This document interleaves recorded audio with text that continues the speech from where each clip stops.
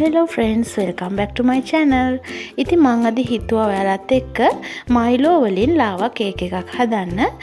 ඉතින් අපි බලමු ඒක කොහොමද හදාගන්නේ කියලා. ඉතින් මේ ලාවා කේක් එක හදන්න මම අරගෙන තියෙනවා Milo ග්‍රෑම් 10 පැකට් දෙකක්. ඒ වගේම කිරි අරගෙන තියෙනවා. fresh milk උනත් කමන්නේ. මේ තියෙන්නේ Milkmaid. ඒ වගේම පොල් තෙල් අරන් තියෙනවා. පොල් තෙල් සුදු පාට පොල් තෙල් එක ගන්න ඕන නැත්නම් vegetable oil එක ගන්න පුළුවන්. ඊට පස්සේ මම අරගෙන තියෙනවා පාන් පිටි, කුඩු කරගත්ත සීනි මේ විදිහට චූටියට කුඩු කරගෙන, ඒ වගේම උණු වතුර අරගෙන තියෙනවා. ඉතින් මම මුලින්ම කරන්නේ Milo powder ටිකට උණු වතුර මේස හැන්දක් දාලා ඒක හොඳට මිශ්‍ර කරගන්න එක. ඉතින් අද විශේෂත්වය තමයි මම අද ලාවා කේක් එක oven එකක් නැතුව හදාගන්නේ කොහොමද කියලාත් කියලා දෙනවා. ඉතින් ඔයාලා මේ වීඩියෝ එක ඉවර වෙනකම්ම බලන්න.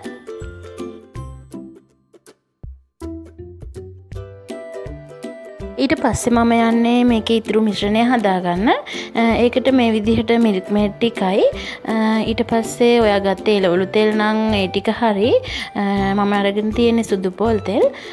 එතකොට ඒ ටිකයි තව මේ කුඩු කරගත්ත සීනි ටිකයි දාලා හොඳට මිශ්‍ර කරගන්නවා.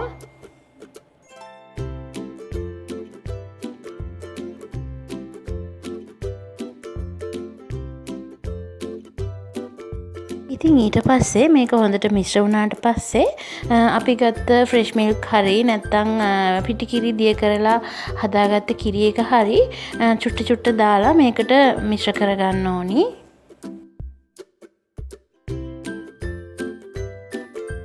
ඉතින් අවසානයේටම එකතු කරගන්නේ මේ පිටි ටික පාන් පිටි.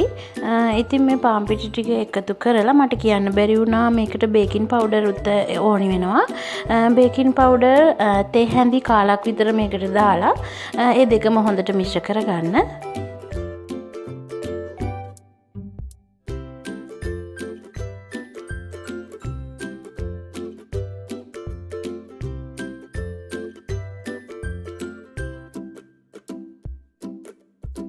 ඉතින් ඊට පස්සේ අපි හදාගත්ත Milo මිශ්‍රණය මේකට දාලා හොඳට මිශ්‍ර කරගන්න ඕනි. ඔයා චොක්ලට් රසයට ගොඩක්ම කැමති කෙනෙක් නම් ඔයාට මේකට තව කොකෝවා පවුඩර් මේ සැහැන්දක් එකතු කරන්න පුළුවන්. ඒක අත්‍යවශ්‍යම නැහැ.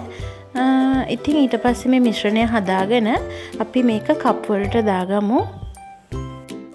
අද වීඩියෝ එකේ තවත් විශේෂත්වයක් තමයි cupcake tray එකක් ඔයා ගාව නැත්තම් මෙන්න මේ විදිහට කප් වෙළඳපොළ වල ගන්න තියෙනවා. ඒක අරගෙන ඒකේ බටර් ටිකක් ගාලා හරි එහෙම නැත්තම් මේ cupcake liners වලින් මේක හදා ගන්න පුළුවන්. ඉතින් අන්තිමට මම යන්නේ මේ කේක් මිශ්‍රණය මේ කප් වලට දාගන්න.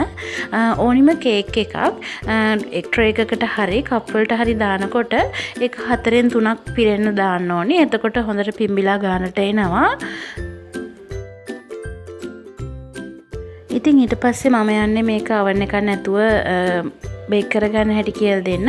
මේ විදිහට වතුර පුරවපු භාජනයකට මෙන්න මේ විදිහට තියලා මම දැන් ඔයාලට වීඩියෝ එකේ පෙන්නන්න ඕනි හින්දා නැත්තම් මේ වතුර ටික නටලා වාෂ්ප එනකොට මෙන්න මේ කප් කේක් ටික අපි මේ විදිහට තියාගන්නවා.